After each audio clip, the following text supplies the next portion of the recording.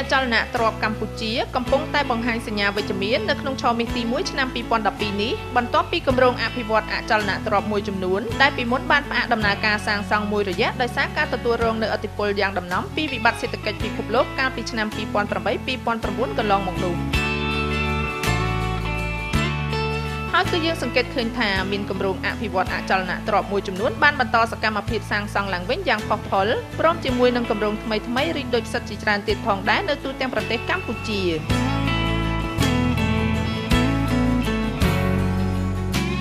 យោងតាមរបាយការណ៍ពីក្រសួងដែនដីនគររូបនីយកម្មនិងសំណង់បានឲ្យដឹងថាវិស័យសំណង់នៅកម្ពុជាក្នុងរយៈពេល6ខែដំបូងដើមឆ្នាំ2012នេះរដ្ឋាភិបាលបានអនុម័តទុនវិនិយោគសាងសង់មានតម្លៃសរុបប្រមាណជា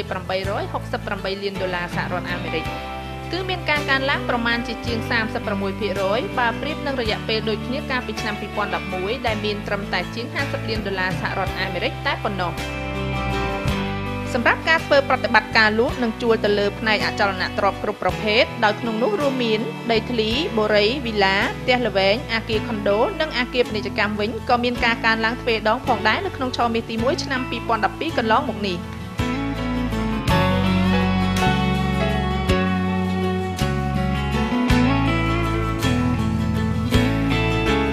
ចំណែកអ្នកវិភាគតាមដានទីផ្សារអចលនទ្រព្យនៅកម្ពុជាគឺលោកកឹកណារិនជាអនុប្រធានក្រុមអចលនទ្រព្យ Asia Real Estate កម្ពុជាបានមានប្រសាសន៍ថា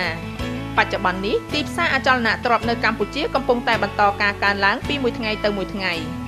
ហើយនេះគឺដោយសារតែលំហូរវិនិយោគពីក្រៅប្រទេសមានការកើនឡើងជាពិសេសជនជាតិចិនជប៉ុនកូរ៉េសិង្ហបុរីម៉ាឡេស៊ីនិងវៀតណាម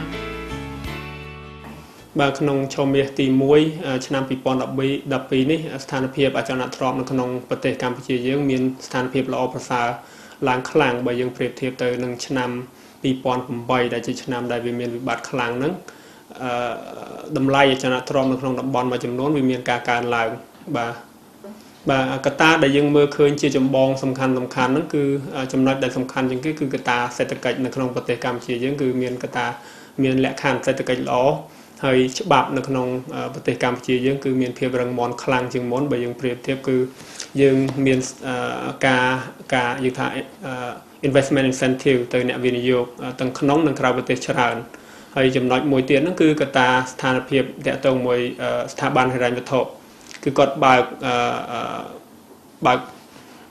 ចង់និយាយថាគាត់បើកចំហខ្លាំងទៅលើការខ្ចីសម្រាប់អតិថិជនខ្ចីទៅអចលនទ្រព្យនឹងច្រើនបាទដែលយើងមើលឃើញតំបន់ដែលវាមានការកើនឡើងខ្លាំងបើយើងបែងចែកជា2នៅក្នុងហ្នឹងយើងថាតំបន់នៅក្នុងទីក្រុងគឺយើងមានខណ្ឌចំការមនដែលយើងមើលឃើញ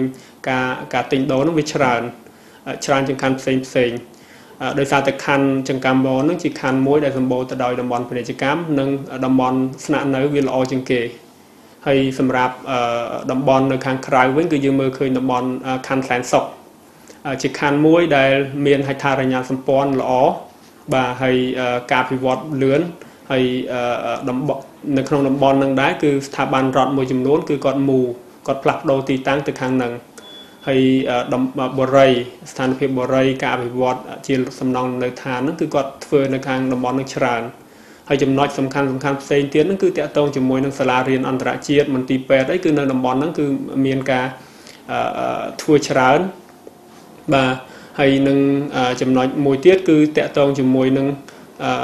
យើងគិតថាកាលមុនតំបន់ភ្នំពេញថ្មីយើងយកតំបន់ភ្នំពេញថ្មីមកនៅក្នុងខណ្ឌសែនសុខហ្នឹងមានការលិចទឹកសម្រាប់បច្ចុប្បន្នវិញតាក់ទងជាមួយហេដ្ឋារចនាសម្ព័ន្ធនៅក្នុងតំបន់ហ្នឹងគឺវាលែងមានការលិចទឹកអីទៀតហើយដោយសារតែស្ថានភាពអចលនទ្រព្យមានភាពល្អប្រសើរលោកក៏បាននិយាយដែរថាចំពោះតម្លៃទិញដូរអចលនទ្រព្យនៅក្នុងឆ្នាំ2012នេះគឺមានការកើនឡើងគួរឲ្យកត់សម្គាល់ផងដែរបាទតាក់ទងជាមួយនឹងតម្លៃបើយើងប្រៀបធៀបរយៈពេលដូចគ្នាយើងគិតថាឆមាសទី1ឆ្នាំ2012យើងប្រៀបធៀបនឹងក្នុងឆមាសទី1ឆ្នាំ2011ហ្នឹងគឺវាមានការកើនឡើងនៅក្នុងហ្នឹងសម្រាប់តំបន់យើងថាតំបន់ពាណិជ្ជកម្មគឺវាមានការកើនឡើង 10% ហើយតំបន់លំនៅឋានគឺមានការកើនឡើង 10% ដែរវាយើង compare ក្នុងរយៈពេលដូចគ្នាក្នុងឆ្នាំ2011បាទ សម្រាប់ដែលយើងមើលឃើញទោះបីមានការទិញដូរនឹងច្រើនក៏ដីសម្រាប់អ្នកទិញគឺគាត់ខុសពីការដែលគាត់ទិញក្នុងឆ្នាំ2008គាត់ទិញសម្រាប់គាត់ទិញសម្រាប់រយៈពេលឥឡូវហ្នឹងគឺគាត់មានទិសដៅមួយច្បាស់លាស់បានន័យថានៅពេលដែលគាត់ទិញក្នុងគោលបំណងដែលគាត់ចង់ធ្វើជា business ឬមួយក៏ចង់ធ្វើអីមួយគឺគាត់មានទិសដៅច្បាស់លាស់សម្រាប់វាខុសពីការមុននៅពេលដែលគាត់ទិញហ្នឹងគឺសម្រាប់ទិញយកចំណេញឬមួយក៏យើងហៅ speculator ហ្នឹងគឺគាត់ទិញលក់ក្នុងរយៈពេលហ្នឹងហើយសម្រាប់រយៈពេលឥឡូវគឺគាត់គឺខុសពីមុនគឺគាត់មើលឃើញគឺគាត់ពិចារណាច្រើនមុននឹងការទិញតាក់ទងមួយទីតាំងតាក់ទងមួយតំបន់តាក់ទងជាមួយនឹងស្ថានភាពនៅជុំវិញតំបន់ហ្នឹងវាមានអីកើតឡើងហើយថ្ងៃក្រោយហ្នឹងវាអាចនឹងមានអីកើតឡើងបន្ថែមទៀតហើយបើយើងសម្លឹងទៅមើលពីស្ថានភាពរបស់ប្រជាពលរដ្ឋយើងពីមួយឆ្នាំទៅមួយឆ្នាំវិញគឺមានជីវភាពកាន់តែល្អប្រសើរហើយការឈានទៅរស់នៅតាមបែបបទថ្មីប្រកបដោយគុណភាពផាសុកភាពទំនើបនិងទាន់សម័យគឺជាតម្រូវការរបស់ប្រជាពលរដ្ឋកម្ពុជាមួយចំនួនធំនាពេលបច្ចុប្បន្ននេះផងដែរ